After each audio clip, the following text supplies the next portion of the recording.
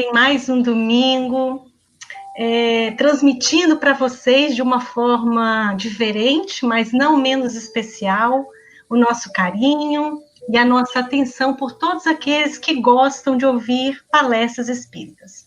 Né? Estamos aqui falando de nossa casa, mas também envolvidos pelos espíritos amigos que nos trazem a sua presença para que possamos, de uma forma diferente, como eu disse anteriormente, mais quente, carinhosa, trazer a palavra do Cristo para todos nós que precisamos, né? Nós, da Casa Espírita Praiana, da Sociedade Praiana de Estudos Espíritas, estamos muito felizes de podermos continuar contribuindo, levando a palavra de Jesus de uma forma diferente, né? Hoje, quem vai falar conosco é a dona Ana Guimarães. Ela daqui a pouquinho vai entrar, vai trazer a sua palavra, a sua contribuição, as suas reflexões, né? O tema hoje é Jesus, uma proposta de amor. Vamos ver qual é a proposta do Cristo para nós, vamos ver aquilo que ele tem, né, para contribuir conosco, e depois fazer uma reflexão, né, do que nós podemos contribuir com aquilo que ele traz para a gente, né? Então, eu queria dar as boas-vindas a todos, dizer que é minha primeira vez aqui no YouTube, então eu posso estar um pouco nervosa, tremendo um pouquinho, mas estou de todo o meu coração, de toda a minha alegria aqui, tá bem? Então, sejam todos muito, muito bem-vindos aqui na nossa Casa Espírita Virtual, né? Vamos, então, falar só um pouquinho antes de fazermos a nossa prece, um pouquinho da dona Ana Guimarães. Ela nasceu na Chapada dos Guimarães, lá em Mato Grosso. Me disse que não tem nada a ver o sobrenome com o local onde ela nasceu, até porque é o sobrenome do esposo dela. Ela é professora, foi professora, né, e fundou o Grupo Espírita Caminho da Esperança no Rio de Janeiro. Ela é uma divulgadora da causa espírita há muitos anos e traz sempre uma palavra de conforto, de alento, nas palestras que ela dá Brasil afora. Hoje ela vem trazer para nós, né, esta palestra cujo título é Jesus, uma proposta de amor, e nós vamos, de todo o nosso coração, recebê-la com muito carinho. E só para terminar, ela tem muitos títulos, mas eu achei bonitinho uma coisa que eu vi na internet sobre ela. Ela se resume, né, assim: eu sou mesmo esposa, dona de casa, mãe e avó. E é nessa simplicidade que a gente dá as boas-vindas à dona Ana. E, antes de tudo, eu gostaria de fazer, né, antes de chamar a dona Ana, a nossa prece, né, pedindo, neste momento, que todos nós que estamos aqui envolvidos nessa causa, que estamos esperançosos de dias melhores depois de um tempo tão difícil, né? Tempo difícil para todos nós. Que nós possamos, então, fechar os nossos olhos, elevar o nosso pensamento e pedir ao Senhor Jesus que inspire a dona Ana a nos trazer esperança. Que inspire a dona Ana nessas novas propostas para muitos corações, porque, na verdade, aquilo que o Cristo nos traz é antigo, mas nem sempre nós estamos preparados para ouvir. Então, que seja novo, que seja bom, que seja legal, que seja proveitoso, e que nós possamos, ao final dessa palestra, agradecer ao Cristo pela oportunidade de estarmos aqui. Então, que o Senhor Jesus, na sua infinita bondade, nos permita estar bem, estar equilibrados, para absorver o que for de melhor que a dona Ana vem nos trazer. Muito obrigada, Senhor. Espalhe o seu amor por onde houver um coração agora precisando da tua luz. Nós estamos aqui, Senhor, te recebendo de braços abertos. Muito obrigada. Dona Ana, se a senhora puder vir já se juntar a nós, vai ser um prazer.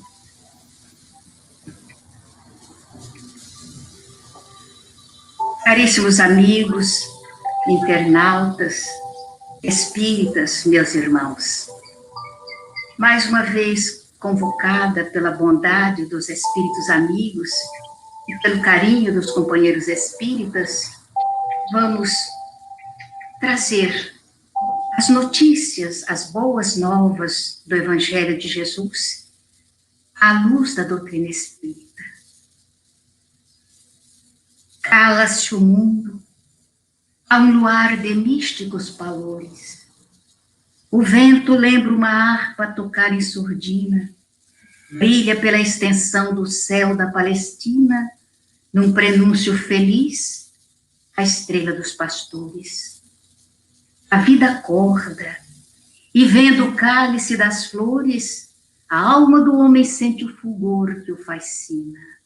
A ovelha bala, o boi murcha, o pastor se inclina. Há um bálsamo em tudo a amenizar as dores. Jesus nasceu. A fé que os corações ampara, desce às almas buscando os íntimos refólios, como os raios do sol numa lagoa clara. Que criatura extraordinária é essa, que antes de chegar, teve uma corte de espíritos a anunciar-lhe a presença na terra. Que criatura é essa que galvanizou a história da humanidade de tal maneira que até hoje é cantada em prosa, verso? São milhares de livros a respeito da sua vida, páginas memoráveis. O assunto é inesgotável. Por mais se escreva a respeito dele, tanto mais assuntos aparecem para falar a respeito dele. Os profetas no passado anunciaram o advento dele. Ele chegaria, alguém chegaria, e seria um alguém especial que iria modificar toda a estrutura da terra. Mas não foi só para o povo hebreu que as notícias chegaram através dos profetas. À medida que a antropologia vai retirando do passado, desenterrando do pó da terra as notícias de povos que já desapareceram, percebe-se que entre eles também havia notícias a respeito desse alguém especial que chegaria um dia. E numa ocasião, um jovem grego estava num dos templos, nos grandes templos da Grécia. Caminhava com o seu preceptor, um menino louro, de cabelos encaracolados, fulvos como raios do sol, olhos azuis, bem mais alto para a idade que possuía, de uma beleza indescritível. E ele caminhava olhando as grandes estátuas dos deuses do seu povo e pensando na divindade, pensando naqueles deuses que ali estavam, deuses de pedra, frios, que não conseguiam responder às indagações da sua alma, às indagações do seu coração. Desejava falar-lhes, desejava ouvir-lhes as respostas às suas perguntas. Todavia, eles se quedavam mudos em seus nichos, na expectativa de que o homem, o ser humano, se curvasse diante deles para prestar-lhes reverência. E o menino pensava, e enquanto pensava, caminhava pelos grandes salões do templo, até chegar a um dos nichos que estava vazio. E embaixo estava escrito: ao Deus desconhecido. Deus desconhecido? Ele conhecia todos os deuses, sabia o nome de todos eles, mas havia um que era desconhecido ainda.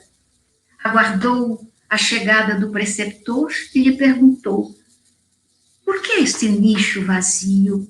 E por que Deus desconhecido? E o homem parou um instante para pensar e começou a dizer, sob a inspiração das suas lembranças: sim, estamos aguardando alguém que virá, alguém que será diferente de todos os deuses, porque ele vai impor a sua vontade sobre todos os povos. Ele modificará toda a estrutura da terra e toda a estrutura da fé que preside a movimentação dos homens na terra. Mas quem é ele? Se é desconhecido, como vamos responder que Deus é esse? Não sabemos.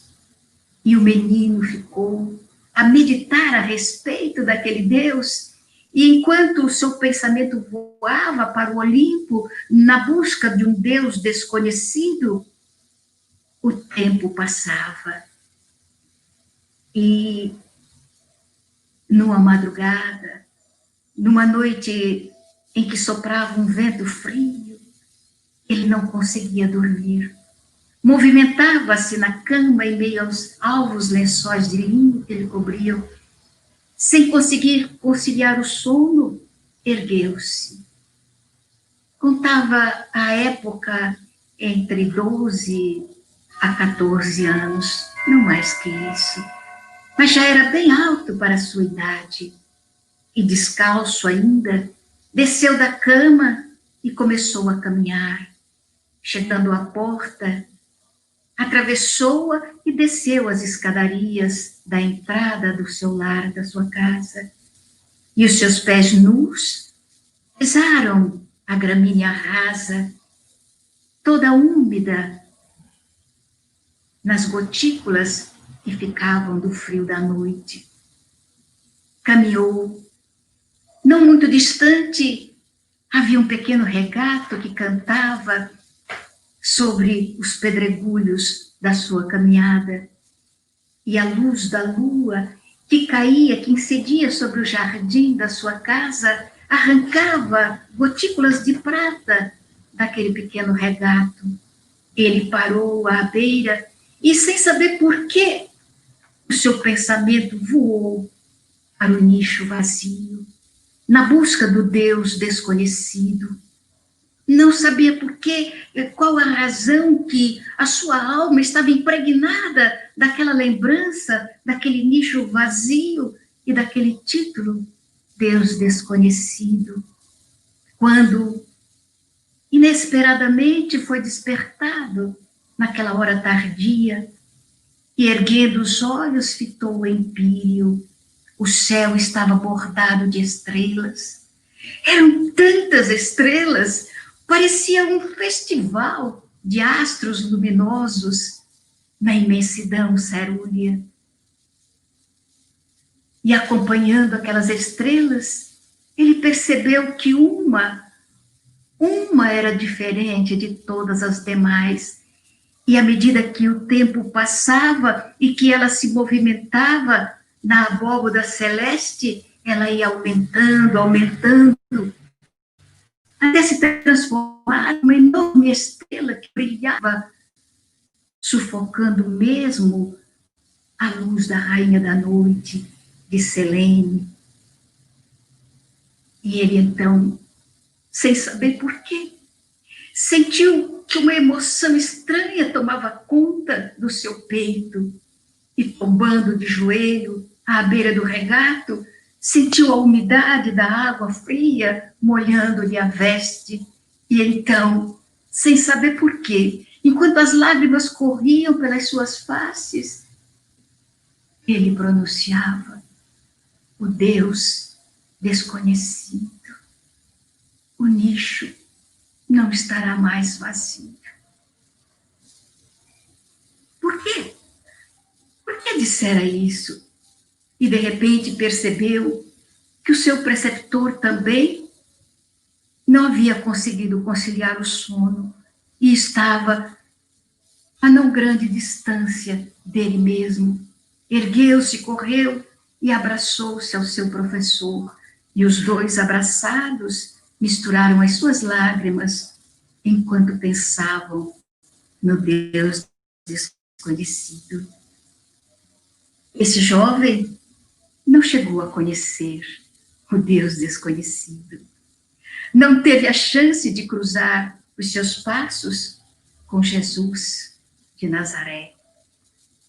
mas escreveu o mais belo poema a respeito da vida dele. Lucas, o Evangelho de Lucas é um verdadeiro poema que narra a epopeia da chegada, da passagem e da partida do Senhor Jesus na face da terra. Lucas não teve oportunidade de conhecê-lo. Todavia, através dos lábios do apóstolo dos gentios, ouviu toda a sua história de alguém que também não conhecera Jesus enquanto estivera na terra, mas que se defrontara com ele às portas de Damasco, sob as bênçãos da luz do dia. Saulo de Tarso percebe uma luz que fulgura, mais brilhante que o sol do meio-dia.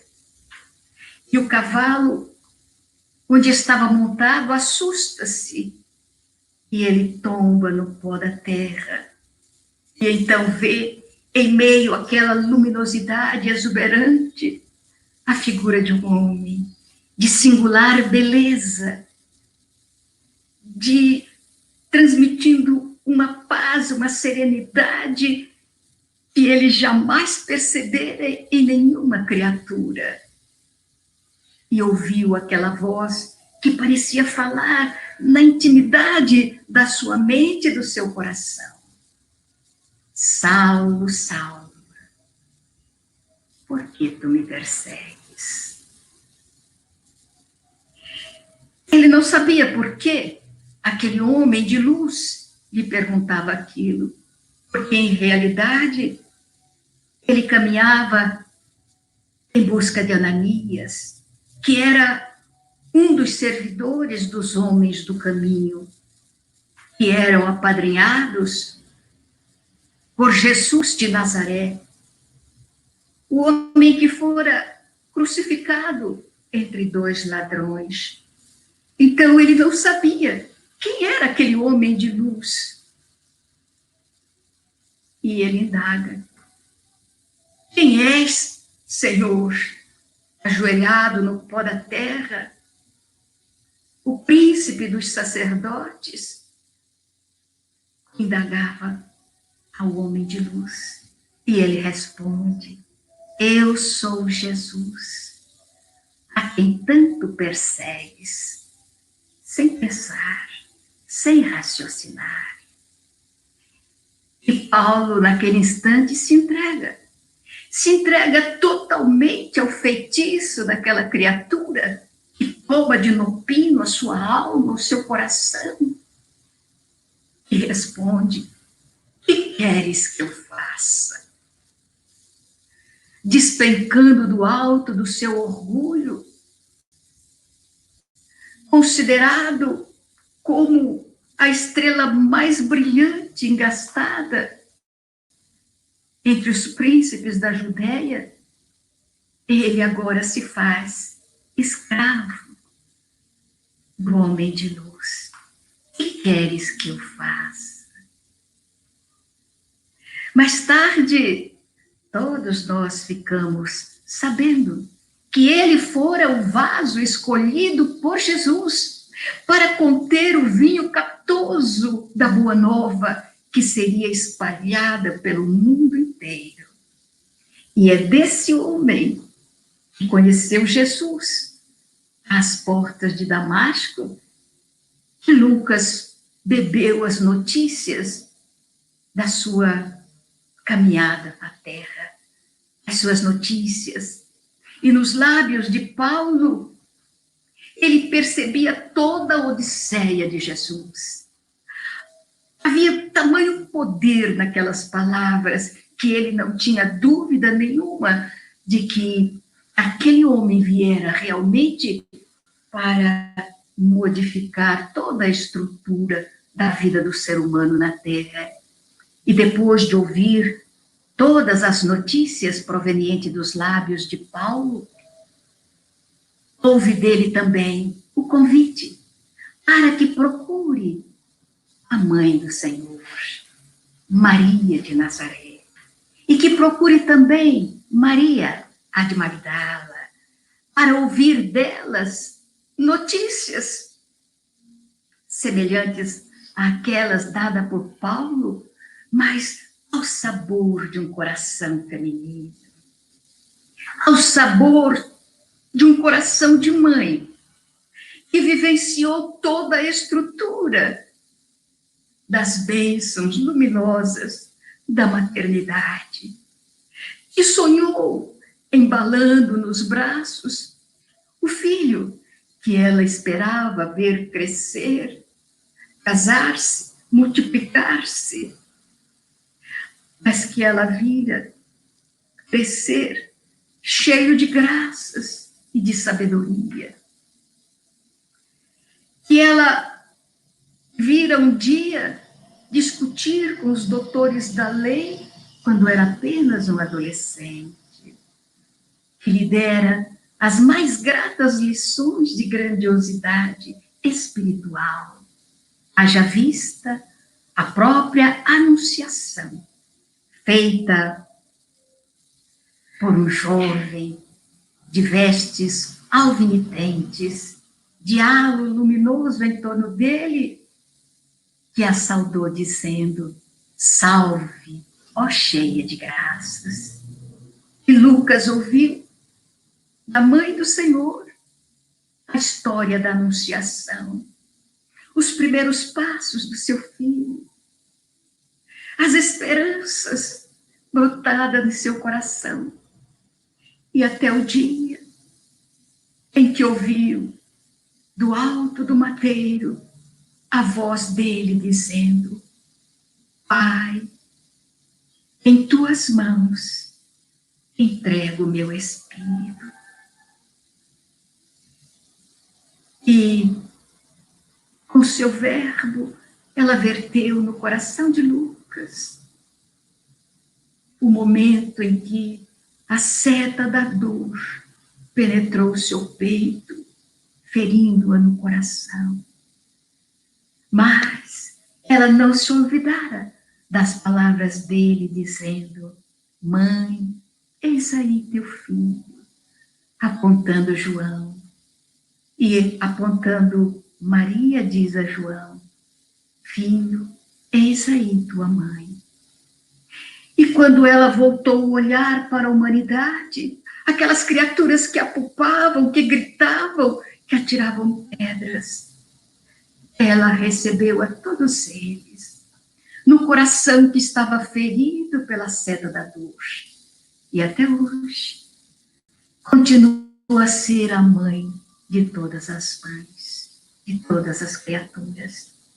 Depois Lucas buscou Maria de Magdala e ouviu dela a história notável do seu encontro com o mestre amigo, da forma com que aquele moço de pés descalços, envolto em poeira, de olhos brilhantes, de uma cor que rivalizava com a do firmamento, de longos cabelos cor de ouro velho, de barbas escuras, que lhe chegavam à altura do peito, de rosto suave, lindo, como uma manhã de primavera, em que as flores desabrocham e o perfume é levado pela brisa. E ela sentiu que o amor tomou conta do seu coração, da sua alma.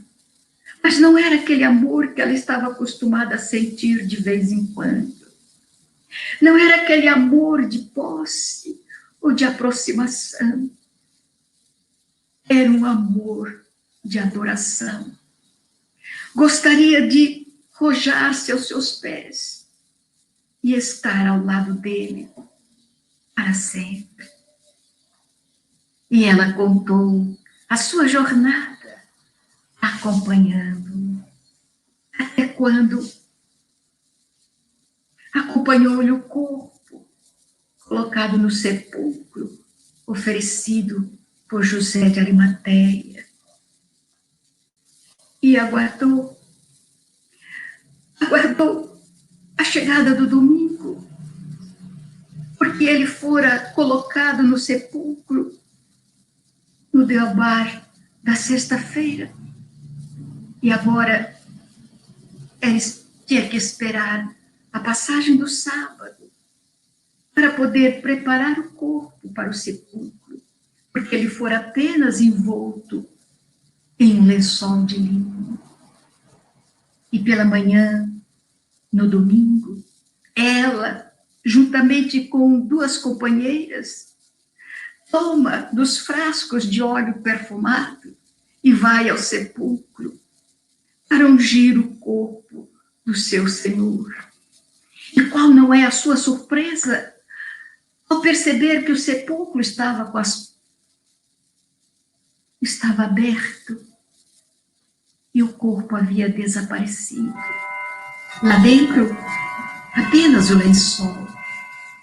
E um jovem envolto em luz, que se quedava junto ao lençol abandonado. E ele pergunta: mulher, a quem buscares? A Jesus, responde Maria, já com os olhos vertendo lágrimas. Levaram o corpo do seu Senhor. Quem teria levado? Assenta-se à entrada do sepulcro e pôs-se a chorar, até que ouve uma voz que lhe pergunta: por que choras? E ela responde: levaram o corpo do seu Senhor. E o homem torna a perguntar, e ela acredita que seja o jardineiro que esteja falando, até que na terceira vez, a voz de acento inesquecível, ao pronunciar o seu nome, Maria, ela reconhece o seu Senhor. Era Jesus, que deslumbrante de luz e de beleza e de vida, ali estava diante dela. Sem pensar, estende as mãos para tocar. E ele então se afasta e diz: não me toques. Vai e anuncia aos outros. Ele retornara.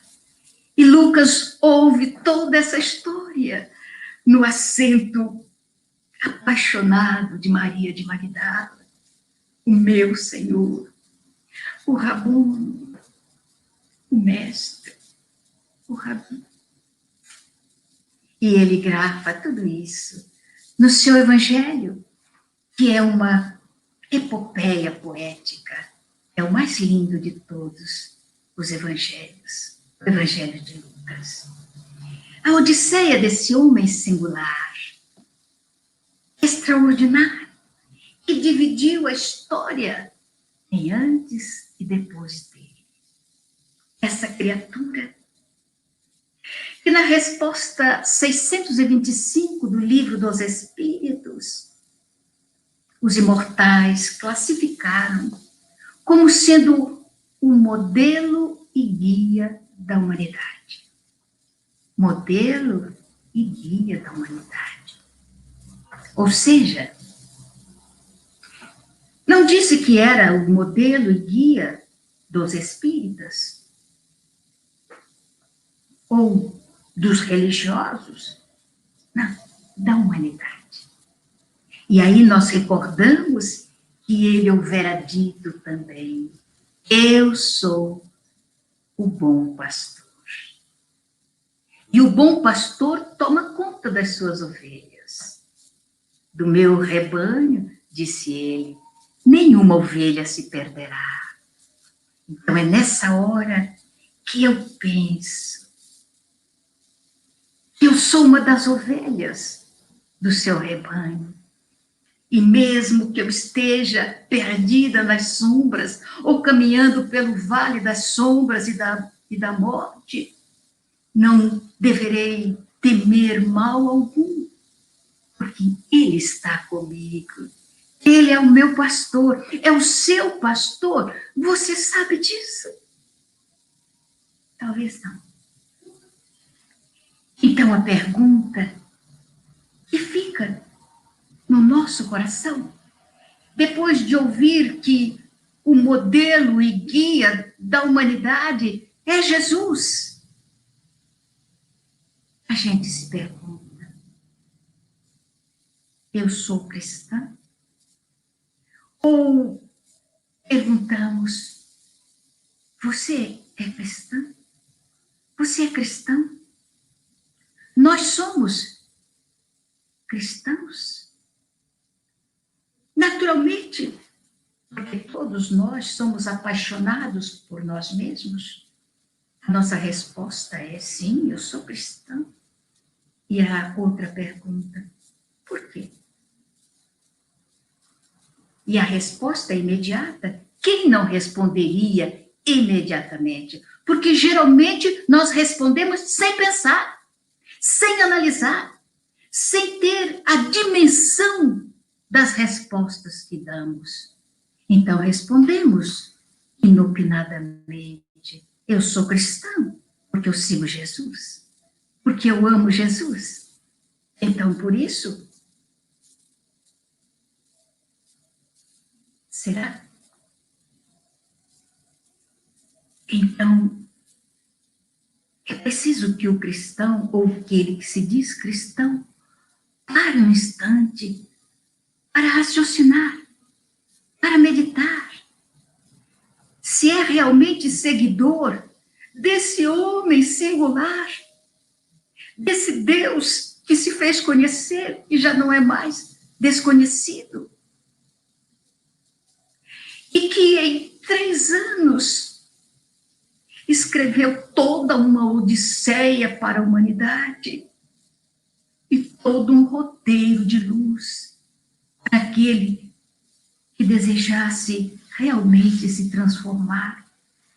Então vamos nos recordar que esse Jesus, os imortais disseram que é o nosso modelo e guia, e que você diz que segue, e que você diz que ama, e que você diz que é o seu mestre. Ele impôs uma condição. Uma condição para aquele que realmente desejasse seguir. Sim, há uma condição. Se nós desejamos segui-lo, se nós realmente acreditamos que ele seja o nosso modelo e guia, então teremos que seguir o nosso modelo, acompanhar os passos do nosso guia, mas ele impôs uma condição. Para acompanhá-lo, é necessário amá-lo. Você ama Jesus? Eu amo Jesus.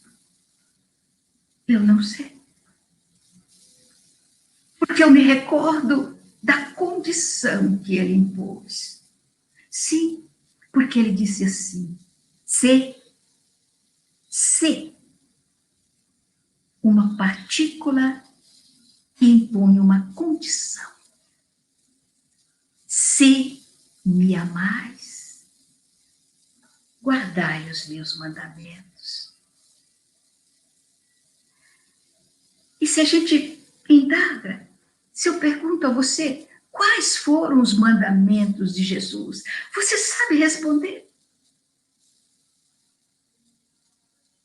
É possível que você repita que ele disse que nós deveríamos amar a Deus sobre todas as coisas e ao próximo como a nós mesmos. É o que eu tenho ouvido como resposta, mas essa resposta não é correta. Amar a Deus sobre todas as coisas é o primeiro mandamento da lei que foi recebida por Moisés no Monte Sinai. Não foi Jesus quem disse isso, ele repetiu. Mas ele impôs condições dele, de Jesus. Se nós amamos Jesus, nos tornamos seus discípulos, os seus acompanhadores, aqueles que seguem-lhe as pegadas. E ele disse que para ser seus discípulos, teríamos que nos amar uns aos outros, como ele nos amou. Ele não pediu que nós o amássemos. Ele pediu, cristão, cristã, meus irmãos, ele pediu que nós nos quiséssemos bem, a nós, os seus discípulos.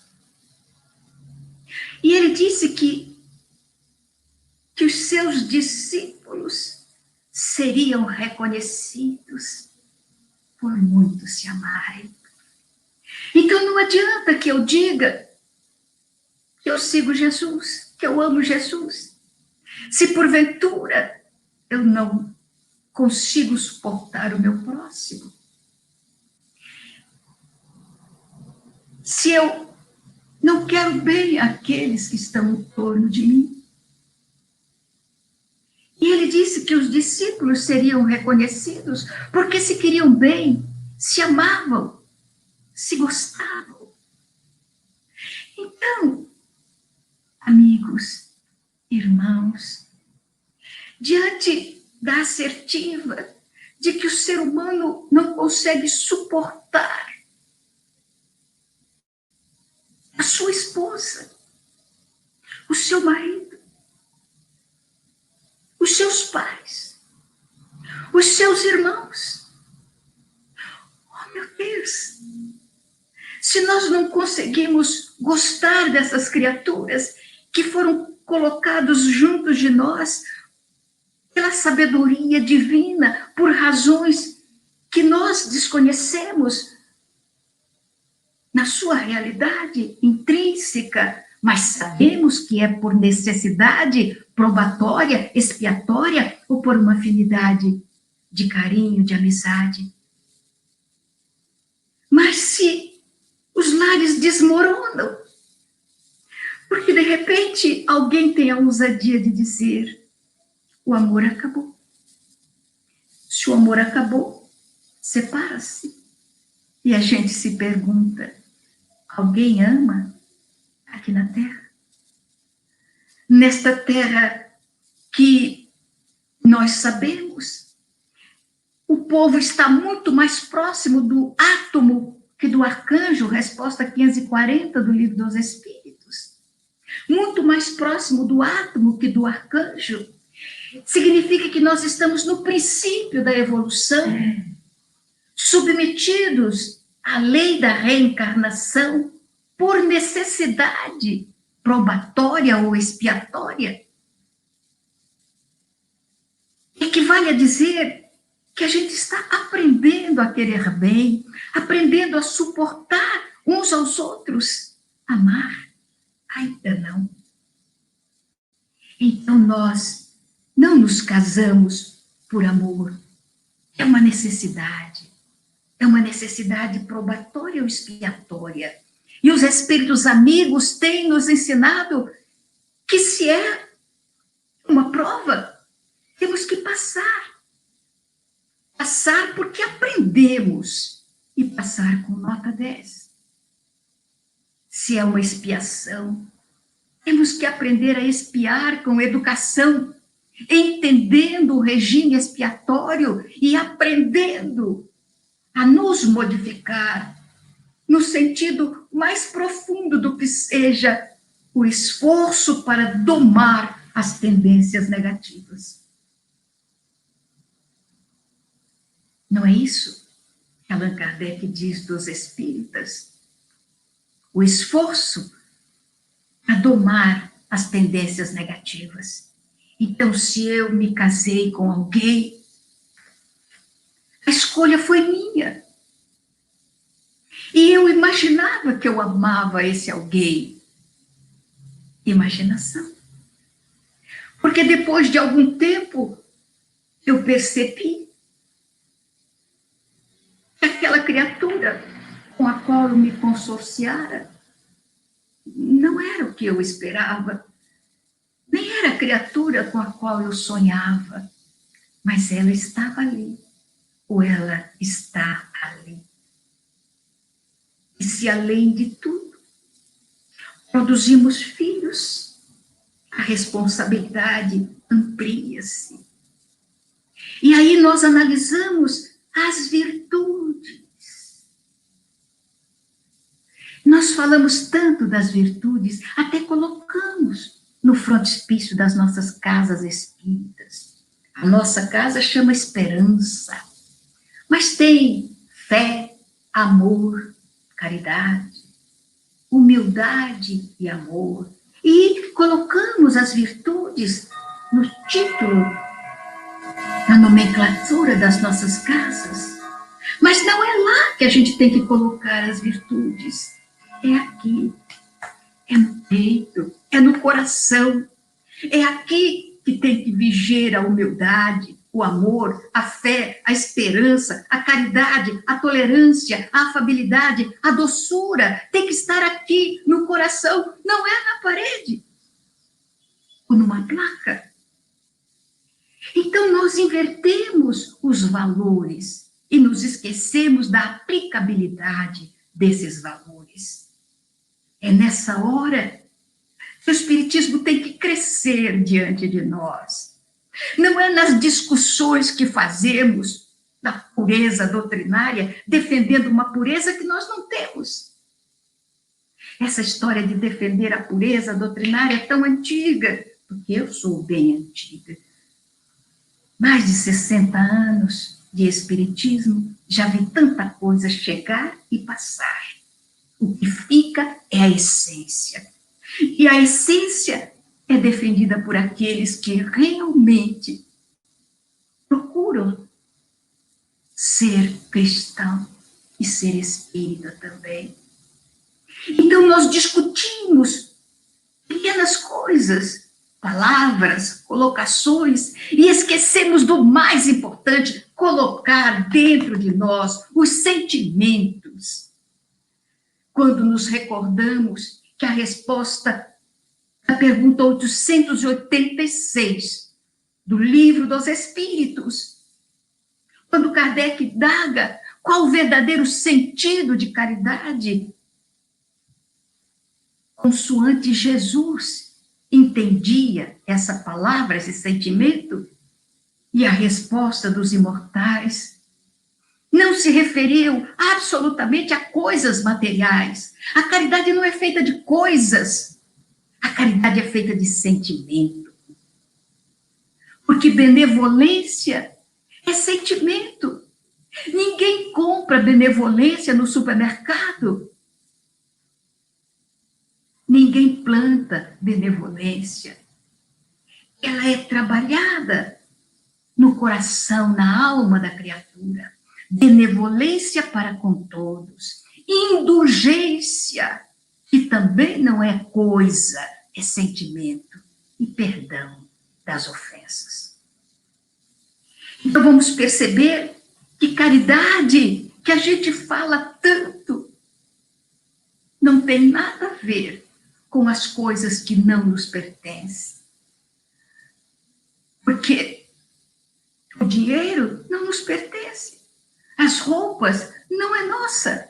A comida não é nossa.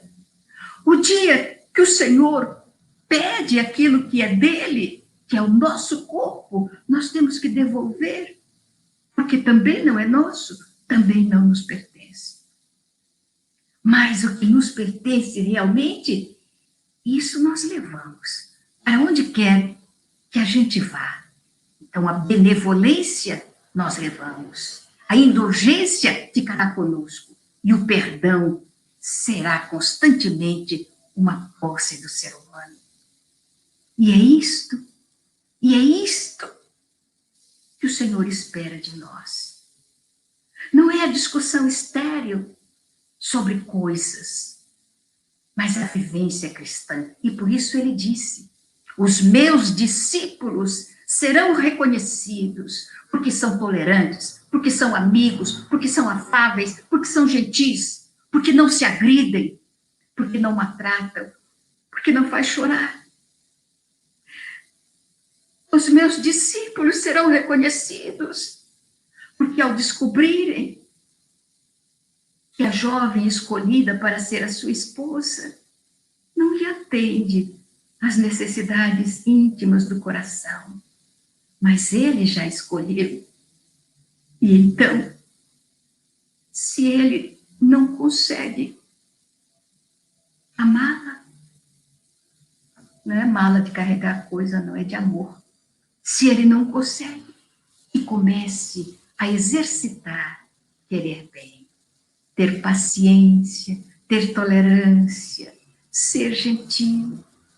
E aí nós vamos construindo esse sentimento que um dia vai fazer parte da nossa vida, que um dia vai assolar a nossa alma, que um dia irá transbordar de nós,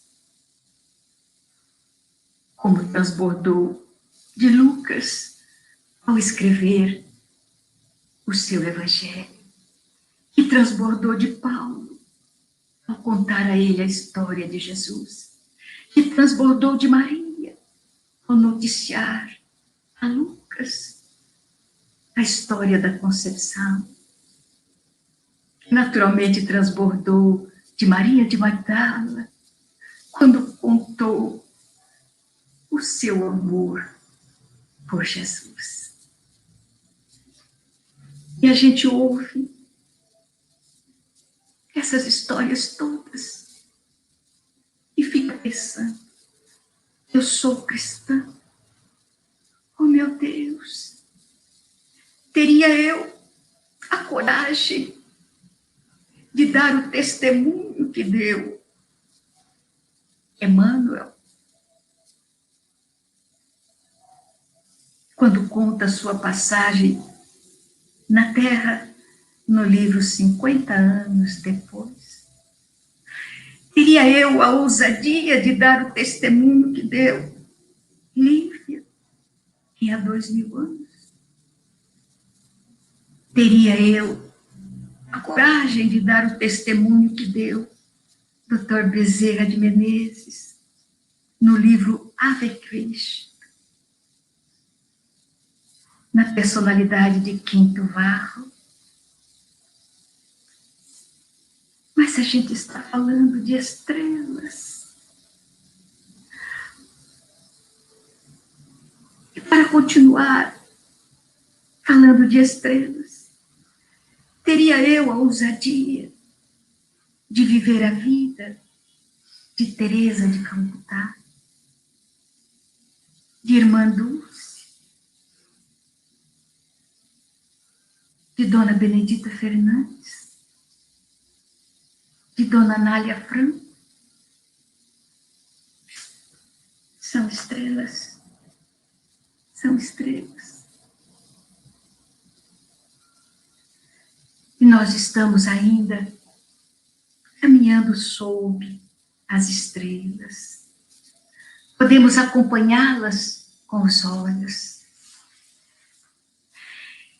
Mas, se não começar hoje, como diz Alda de Souza, eia, enquanto é hoje, eis que fulgura o teu santo momento de ajudar-se, eu me ajudar, começando a exercitar essas virtudes que um dia irão alcandorar a minha alma e me dará o título de discípula dele.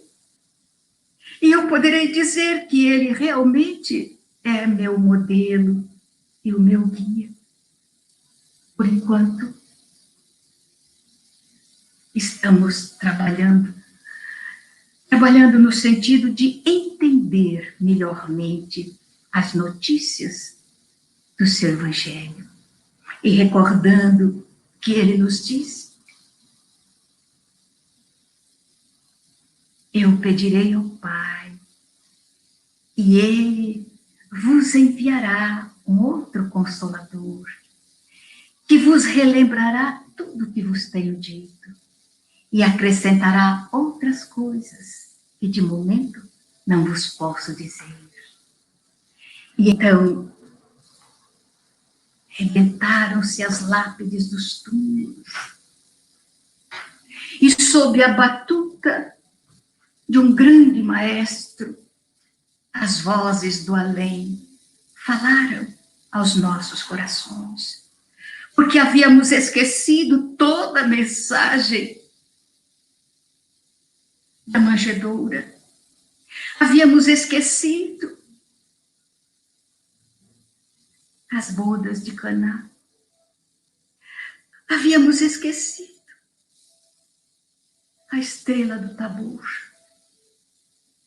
havíamos esquecido a seta de luz que saiu do cimo do Calvário rumo às estrelas. Esquecemos.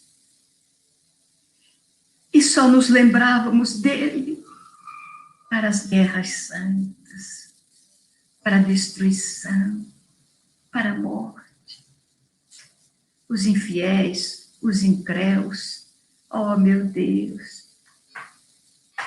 Então, esnamo toda a mensagem do Senhor. Mas agora, ele está de volta. Ele está de volta nas páginas amoráveis do Livro dos Espíritos, do Evangelho segundo o Espiritismo, do Livro dos Médiuns. É toda uma cantata de luz, para que acordemos para a realidade, para essa madrugada brilhante que está se erguendo agora, essa aurora de luz, para que aprendamos a respeitar o nosso próximo como a nós mesmos, para que aprendamos a servir Jesus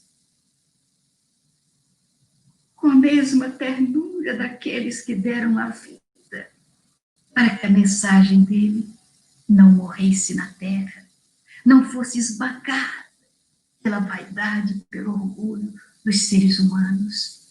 Não vamos permitir, então, que essa mensagem morra em canto nenhum.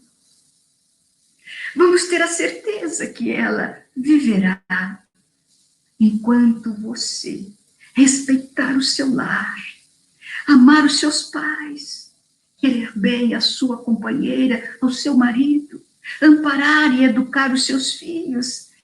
A mensagem de Jesus continuará brilhando na face da terra. E tudo mais será uma cantada harmoniosa aos nossos corações. Ter a certeza de que Ele está conosco, amparando-nos. Ele afirmou: eu sou o bom pastor, e do meu rebanho nenhuma ovelha se perderá. Você não se perderá, nem eu. Nós estaremos seguindo a voz do nosso pastor. E ele estará dizendo, quando o coração estiver sangrando, quando estivermos sofrendo, desejando ser feliz, ele dirá: vinde a mim, vós que sofreis, eu vos aliviarei. Tomai sobre vós o meu jugo que é leve, e aprendei de mim, que sou manso e humilde de coração. Essa voz, de quebrada em quebrada, chega lá dos idos da Galileia, soprado pelo vento que sopra as águas do Tiberíades,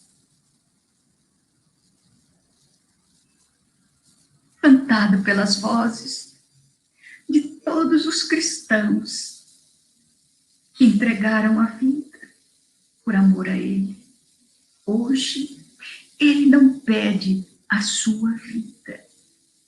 Ele pede o seu carinho. Não para ele, propriamente dito, mas o seu carinho dentro do seu lar. E eu vou perguntar: você já disse hoje à sua mãe quanto você é agradecido pela vida que ela te proporcionou? Já agradeceu ao seu pai pela oportunidade da vida? Não importa se o pai foi especial ou não. Não importa se a mãe foi aquela mãe ou não. Não importa. O importante é que eu estou nesse corpo, graças à minha mãe, graças ao meu pai. E se estou aqui diante dos senhores, graças a eles. Então eu tenho que ser grata até as últimas consequências. Mas e aqueles que somaram comigo as caminhadas da infância, que jogaram os jogos infantis comigo, que me carregaram quando eu era pequenina, ou que eu carreguei quando eram pequeninos, os meus irmãos, amá-los, querer-lhes bem, faz parte da vida do cristão. Porque ele disse: amai-vos uns aos outros, como eu vos amei. Então é assim que vamos demonstrar que somos cristãos, guardando os seus mandamentos e realizando aquilo que ele pediu que nós realizássemos, porque os seus discípulos serão reconhecidos por muitos se amarem. Você já disse à sua esposa hoje: eu te amo? Você já disse ao seu marido hoje: eu te amo? Não? Diga. O dia ainda não terminou. Ainda há tempo de dizer: eu te amo. Porque quando a gente diz eu te amo dentro do lar, as paredes são bombardeadas de luz. As paredes se tornam amoráveis, aconchegantes. E então, quando você tiver dito ao seu marido, à sua esposa, eu te amo, os dois juntos, digam aos seus filhos também. Às vezes a gente se esquece de dizer aos nossos filhos: eu te amo, porque a gente está aborrecida com ele. A gente diz tanta coisa: você não vale nada, você não tem jeito, você é isso, você é aquilo. Por que não? Você é o amor da minha vida. Você é um pedaço de mim. Eu te amo. E o amor vai preencher os escaninhos do lar. E haverá amor para todo mundo. Quando a família se organiza nas vibrações desse sentimento tão terno e tão bom, sentimento do amor. Então diga a ela, diga a ele, diga aos filhos: eu te amo. E é tão bom gostar, é muito bom gostar das pessoas, olhar para elas e deixar que esse sentimento de carinho extravase dos olhos, do sorriso, da palavra, desse aconchego bom que a alma sabe oferecer. Quando eu estava perto do Chico, a primeira vez eu fui visitá-lo em Uberaba, e eu tinha 18 anos. Cheguei perto dele e eu não conseguia falar. O meu coração batia com tanta força. Eu pensava que ele ia escapar pela boca. E ele olhou para mim e sorriu. Foi um acontecimento inesquecível da minha vida. Foi algo que, a hora que eu estiver desencarnando, eu vou me lembrar, para sentir novamente aquela emoção. Emoção idêntica aconteceu quando eu tinha 20 anos e conheci Divaldo Franco. Que coisa extraordinária. E eles se tornaram, na minha vida de espírito, o fiel da balança. Eu gostaria de seguir-lhes os passos. Ainda não posso, mas vou conseguir. Porque é este o objetivo de ser espírita, crescer em espírito e verdade. Um dia a gente chega lá, mas temos que fazer esforço. Se não fizermos, não chegaremos nunca. Em tudo temos que dar graças ao Pai, a Jesus, aquelas almas impolutas que grafaram os evangelhos, e particularmente o Evangelho de Lucas. Deus há de nos ajudar a mantermos vívida a chama que um dia Allan Kardec colocou sobre o velador para iluminar toda a terra. Assim será enquanto você for espírita, enquanto você for cristão. Trago versos dentro da alma, como o sol traz luz em si. Eu vivo a vida cantando porque poeta nasci. Ouço cachoeiras rolando das alturas dos meus sonhos, em dias claros, risonhos, de luminosa beleza. Nesse plano eterizado, quando eu penso estar pensando, estou com a alma escutando a prece da natureza. Há no meu peito cascatas, vibrando ternas sonata no teclado das estrelas. E embora a grande distância, seja noite ou seja dia, com as lunetas da poesia, eu sempre consigo vê-las. Há no meu peito um garimpo de cristais e diamantes. E eu mesma sou garimpeira que só procura brilhante que tenha cor de alvorada. Pedra com jaça ou defeito, no garimpo do meu peito, não quero seja encontrada. Niágaras, Paulo Afonsos, Sete Quedas, Iguaçus, cataratando os meus sonhos a quedas d'águas a flux. Fontes líricas serenas, bandos de lindas falenas, dando 1000 cores ao dia, jardim suspenso nos ares, e outras notas singulares, faz-me conhecer a poesia. Por tanta luz que vislumbro, pela aventura que tenho, por tantas vozes que escuto, sem que tais bênção mereça, eu não sei como agradeça a glória que Deus me deu. Sim, meu Pai, me sinto mudo, porque vós me deste tudo, o dom de viver na terra, com os olhos fitos nos céus. Muita paz, muito obrigada.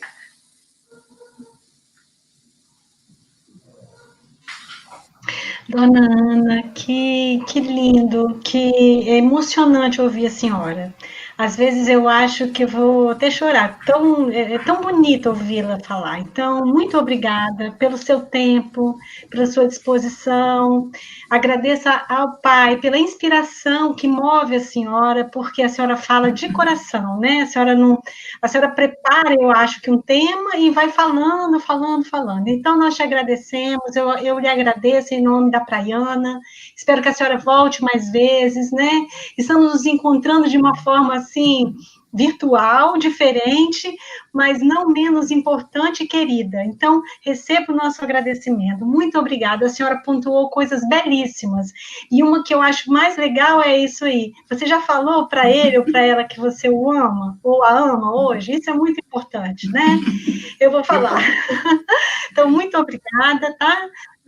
Nós agora vamos terminar o nosso encontro, agradecendo a todos que nos seguiram, convidando já para os próximos encontros, na quarta-feira e aos domingos, e eu convido a senhora agora para estar conosco na nossa prece final, tá bem?